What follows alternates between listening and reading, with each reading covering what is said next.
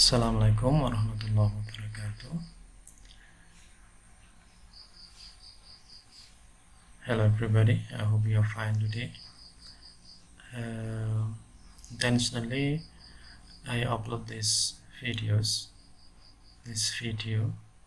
about the individual assignment. If in the meeting before the midterm test you have got a group project, a group assignment, now the meeting after the midterm test, you will have an individual assignment. This is your individual assignment. It still deals with a poem. What you have to do is this one. You have to make a video that consists of explanation on a chosen poem by following this step. Pertemuan kemarin saya sudah menjelaskan tentang analisa sebuah puisi. Contohnya, misalnya dalam puisinya Robert Frost ada metafornya, ada repetitionnya dan sebagainya ya. Lalu di setiap puisi itu ada elemen-elemen kuat, ada elemen-elemen yang menonjol dalam setiap puisi yang nampak yang begitu ketika kita melihatnya kita bisa merasakannya. Misalnya kemarin dalam contoh puisi kemarin adalah puisinya Robert Frost yang judulnya The Road Not Taken ya. Di sana nampak metafornya seperti yang saya jelaskan, ada repetitionnya dan sebagainya.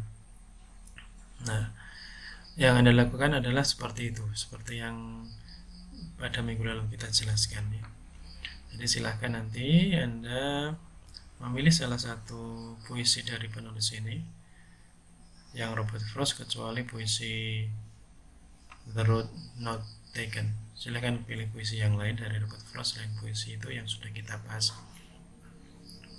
pada pertemuan sebelumnya yang berlangsung secara langsung gitu ya. Ya, jadi Anda bisa memilih tulisan dari penulis ini. Bisa Ralph Waldo Emerson, ini penulis Amerika terkenal dengan transcendentalismenya. Robert Frost, lalu John Donne, Pablo Neruda, E. Cumming, Maya Angelou yang pada inaugurasi Presiden Barack Obama, kalau tidak salah dia diundang ke White House, William Wordsworth dan Langston Hughes.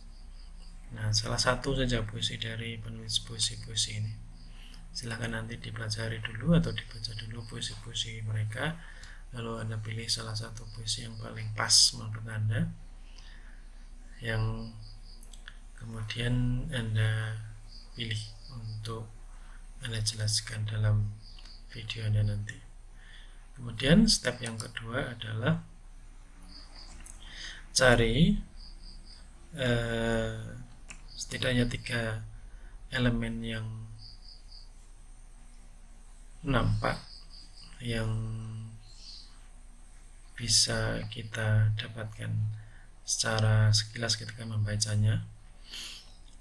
Secara umum kalau kita membaca puisi itu, maka yang sekilas yang nampak pertama kali adalah diksinya ya. Diksi puisi itu menggunakan pilihan kata yang seperti apa.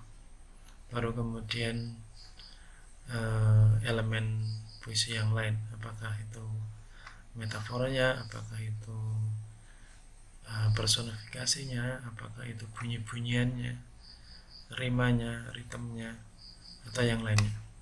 Nah, Anda Pilih saja 3 elemen yang paling menarik, yang paling menjadi nyawa dari puisi itu menurut Anda.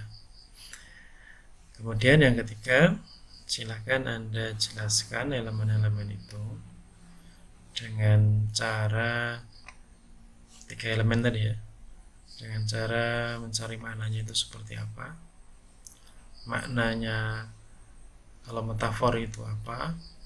Kalau di puisi The Road notekan kemarin adalah bahwa road di sana bermakna jalan hidup, jalan yang ujungnya berbelok-belok, ujungnya belum nampak, tidak seperti jalan satunya, dan seterusnya gitu ya.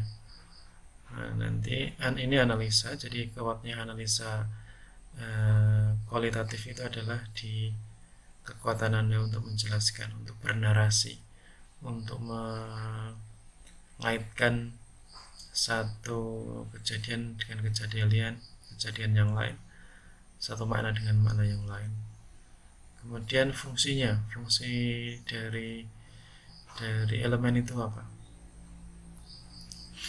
Fungsi dari kalau terkait dengan fungsi ini mungkin dikaitkan dengan tema atau tujuan puisinya ya. Misalnya kalau dalam puisi The Road Not Taken itu puisi yang tujuannya untuk menjelaskan bagaimana seseorang memilih jalan hidup yang tidak biasa, artinya jalan hidup yang tidak seperti orang lain. Maka kemudian metafornya salah satunya adalah fungsinya untuk menggambarkan bagaimana sulitnya jalan hidup itu. Nah, ini fungsinya. Kemudian reasonnya, alasannya mengapa metafor itu digunakan, mengapa elemen itu digunakan. Metafor dalam The Road Not Taken itu digunakan karena untuk seperti sifat metafora itu kan untuk mempermudah orang membayangkan sebuah objek yang dibicarakan dengan objek yang lebih sederhana. Metafor itu digunakan untuk menyederhanakan konsep yang sedang dijelaskan. Untuk menjelaskan pilihan hidup mungkin agak susah, maka kemudian dijelaskanlah sesuatu yang konkret. Kalau jalan itu abstrak, maka jalan itu konkret. Jalan itu ada di tengah hutan, bercabang. Ya, yang satu cabang itu jalannya sudah mulus, biasa dilalui orang, ujungnya sudah jelas. Tapi yang satu berbelok-belok, ujungnya tidak jelas, penuh dengan belukar misalnya. Nah, itu kan lebih mudah untuk dipahami. Nah, kalau itu metafora, mungkin Anda nanti menemukan di sana ironi, menemukan paradoks atau elemen puisi yang lain yang menurut Anda itu perlu dijelaskan. Nah, itu yang perlu Anda elaborasi, maknanya, fungsinya, dan alasan penggunaan di balik penggunaan elemen itu. Kemudian Anda buat video tentang penjelasan itu semenarik mungkin. Saya yakin Anda sudah terbiasa dengan membuat konten video semenarik mungkin, tapi tanpa mengesampingkan esensinya. Jadi kalau video yang efektif itu kan selain ada gambarnya, ada tulisannya, ada apalagi yang kemudian itu membuat menarik, membuat orang tetap ingin mengulangnya. Lalu setelah selesai diedit, diperindah dengan sentuhan-sentuhan artistik, lalu video penjelasan itu Anda upload di YouTube. Jadi setiap orang akan mengupload YouTube-nya di channelnya masing-masing, maka setiap orang punya channelnya ya. Jadi setiap orang nanti mengupload, kalau yang kelompok kemarin videonya diupload di salah satu channelnya anggota. Nah, kalau sekarang semua dari Anda akan mengupload sebuah video di kanal YouTube Anda sendiri-sendiri. Oke. Kemudian setelah itu Anda kumpulkan tautan YouTube Anda tadi ke ketua kelas. Jadi nanti ketua kelas akan mengumpulkannya kepada saya secara kolektif. Jadi tidak satu persatu setiap Anda mengumpulkan. Jadi nanti ketua kelas mengumpulkan setiap tautan link YouTube itu, nanti dikumpulkan jadi satu di MS Word.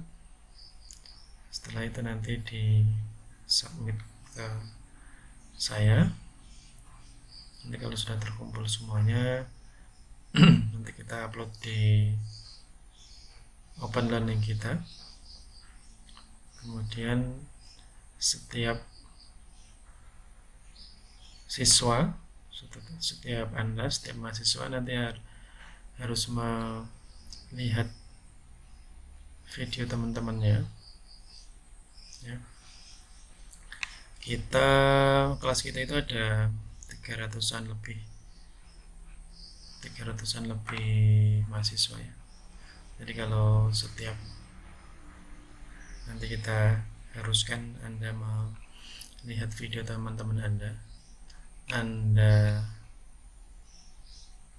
jadikan video itu favorit Anda dengan cara like-nya, mensubscribe-nya.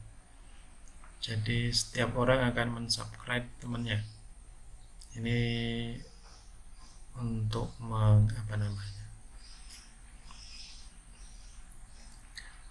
bekerja sama untuk memaksimalkan akun YouTube masing-masingnya. Jadi kalau ada 300-an mahasiswa, setiap mahasiswa subscribe dan like setiap video, maka setiap Anda akan punya 300 subscriber. Itu mungkin sulit untuk kita dapatkan kalau kemudian tidak dalam komunitas seperti ini. Maka komunitas itu harus dimanfaatkan, digunakan sebaik mungkin. Network itu harus digunakan ya. Mungkin Anda yang sudah punya kanal YouTube dengan subscribe berapa banyak? Kalau di YouTube itu sekarang kalau harus dimonetasi kan minimal Anda punya 1000 subscriber ya. Tapi kalau setidaknya langkah awal ini itu mungkin bisa menuju ke arah sana untuk masing-masing Anda atau sebagian dari Anda lah. Tapi setidaknya di kuliah kita ini Anda akan punya 300-an subscriber ya. Tapi nanti kan kita jelaskan lagi pada video berikutnya. Itu saja saya kira untuk tugas ini. Silahkan nanti video ini dilihat.